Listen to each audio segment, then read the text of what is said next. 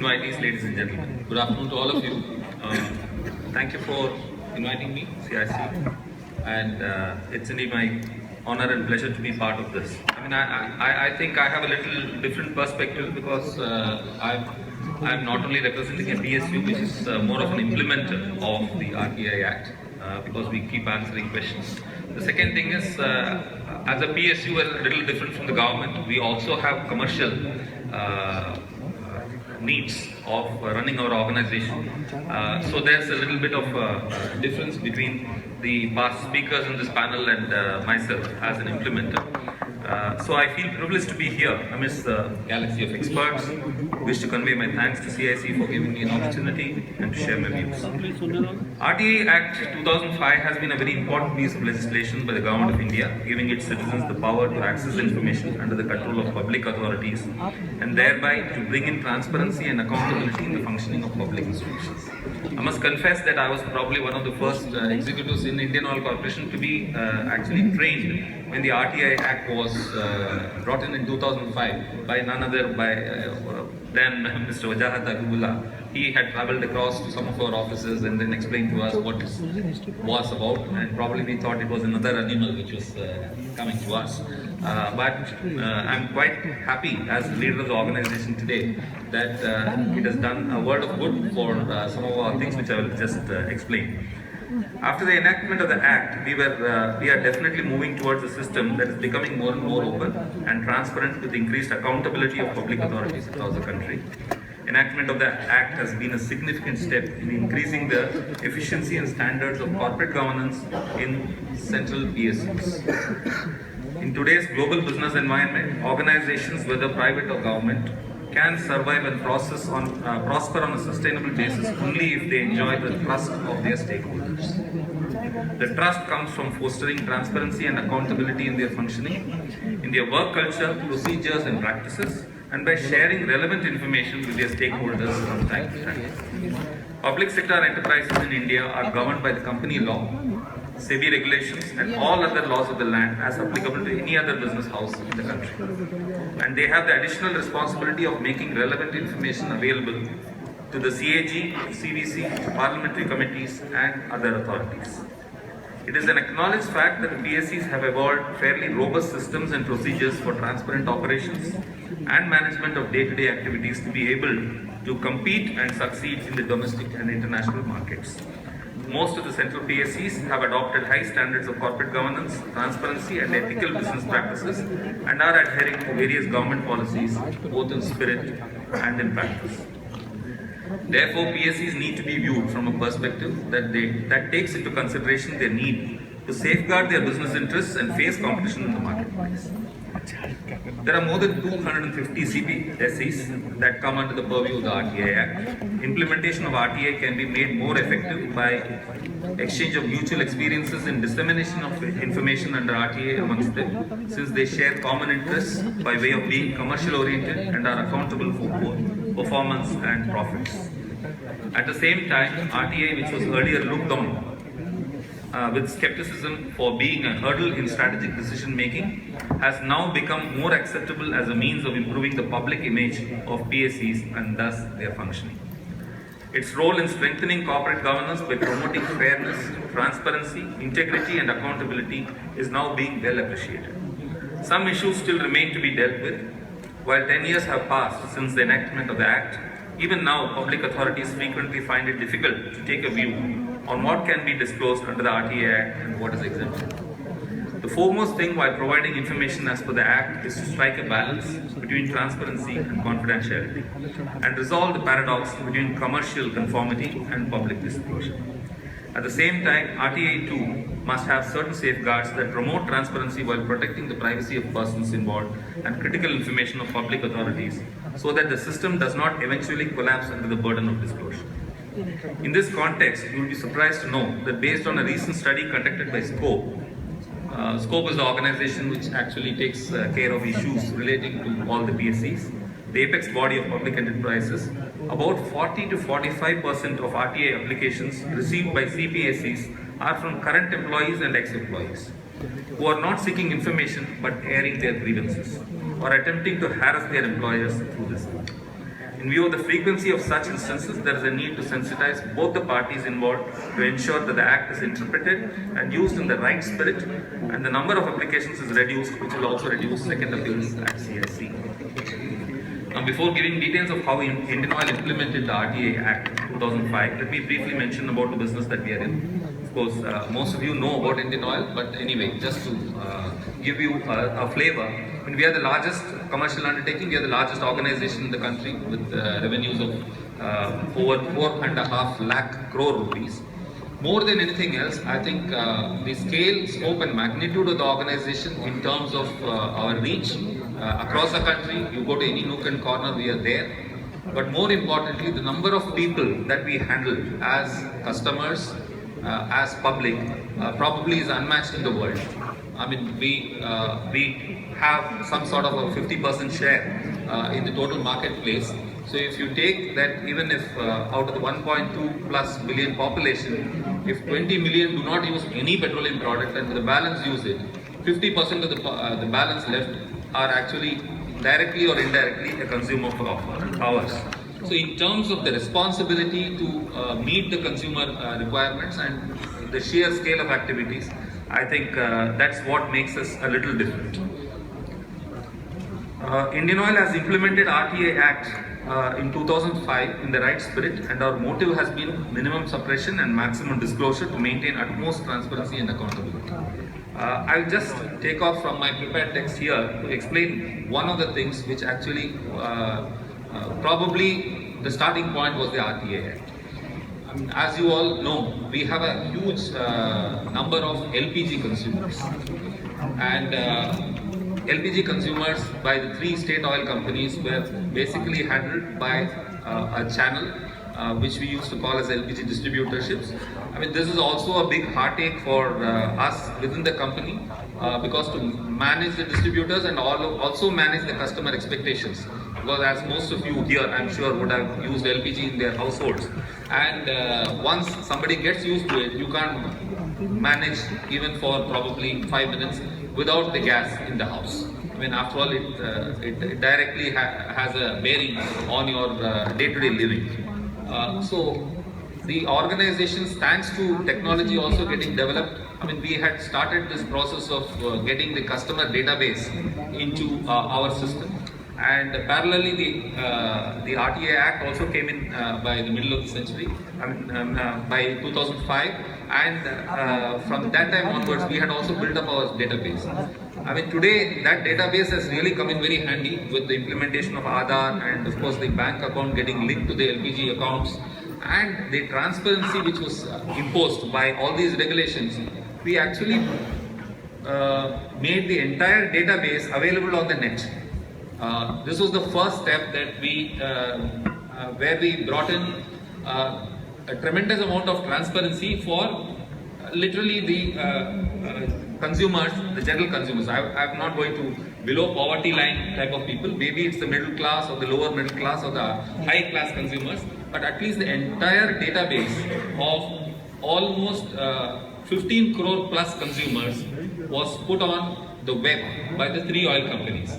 And the starting phase around 2008-9 was when people actually looked at individuals A, B, C and saw how many cylinders were consumed by Mr. A or Mr. B. And that actually started a big debate in the whole process. When Mr. A could be a very big VIP in that place, they found that he has consumed 900 cylinders in his account. I mean, this was the database which actually stirred the hornet's nest, and it brought in probably the understanding to all the policymakers that the subsidized LPG was being misused tremendously in the system. And with that, our entire emphasis in terms of using technology to fix this problem started. By getting the database, cleaning up the systems, looking at all the 3 companies, we started looking at each other's customers, tried to see how many people have got multiple connections, how many people are taking more cylinders. Maybe the concerned VIP did not even know that there were people who are running businesses under their name. And all these things started coming down drastically. And today, I mean, we are very happy to share. I mean, I am personally happy to share with this house that through this system of PEHL, which we introduced, that the linking of customer benefit or the subsidy getting directly into the bank accounts of the consumers was started, and it has become the biggest such program in the whole world, recognized by the Guinness Book. And I would say the starting of all this is transparency. I mean, when the moment we put it on our website and the moment we started looking at the data, I think it brought in this phenomenal aspect which probably today the world is looking at us.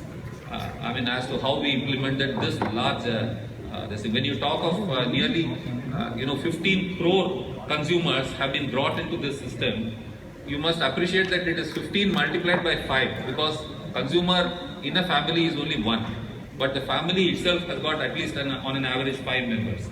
So it is nearly 75 crore people. So database has been brought into a system, and today we are able to regulate the people, I mean, in terms of subsidy getting into the accounts. And there is also parallelly a scheme running saying that those who can afford it can give up the subsidies. And today, Give It Up, where people out of their own voluntariness, they have started giving up subsidies. And as of today, 35 lakh people or 3.5 million people have actually given up their subsidies. I mean, all this has got a linkage that for every subsidy that is being given up today, we are also able to release a connection, a new connection to a B2L consumer under the CSR funds. So there is a tremendous linkage. So I'm just explaining this to the audience to give what transparency can do to transforming our society. Now, as I mentioned, Indian Oil has implemented the RTA Act in the right spirit, and our motive has been minimum suppression and maximum disclosure. In compliance with Section 4 of the Act, Indian Oil has proactively computerized most of its records. I mean, I will also say what have been the benefits for us as an organization towards the end. But we have made tremendous efforts in terms of computerization of our records, which are available on the internet and accessible to public at large.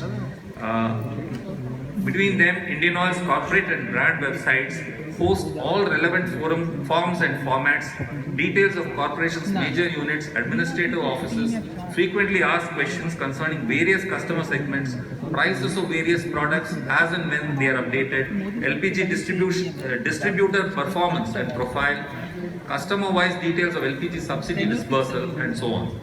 Tendering process has been made online. We only follow e-tendering, I mean, above a particular value in the system. Then the progress of tender in various stages is accessible to the bidders on the website. Since all payments to vendors are also made online, a bill tracking system has been established, which actually enables people to track the bills. I mean, where is it pending for payment at what level? And information relating to the selection of fuel station dealerships today, LPG distributorships, are also available online, including the number of applicants, their names, those of the selected candidates, etc. In fact, we had also got into this process of selection of dealerships, because typically, I mean, for a petrol pump or a LPG distributorship, there used to be hundreds of applicants earlier, though now the numbers are coming down.